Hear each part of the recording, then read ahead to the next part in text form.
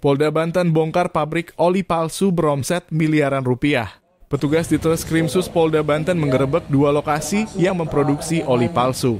2 orang pelaku utama HW dan HB diamankan dalam operasi ini. Penggerebekan dilakukan di ruko Bistret Blok W8 Kecamatan Panongan, Kabupaten Tangerang dan di gudang ruko Picasso Blok P4 Citra Raya, Kabupaten Tangerang pada Selasa 21 Mei 2024.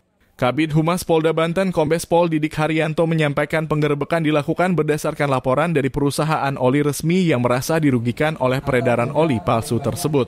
Pemalsu oli menggunakan bahan baku didapat dari seorang bernama Riki dari PT Sinar Nuasa Indonesia.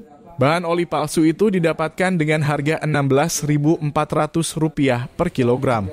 Setelah dikemas ulang, oli palsu dijual dengan harga Rp580.000 per karton.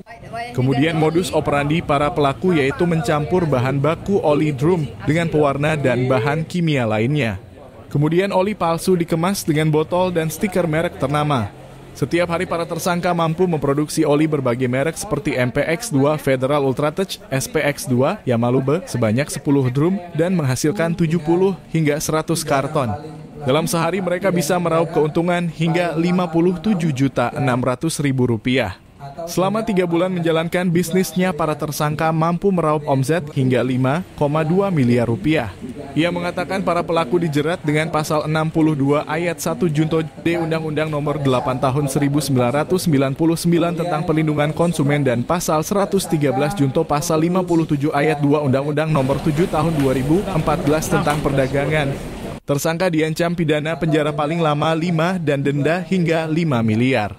Ade Fatur Rahman melaporkan dari Kota Serang.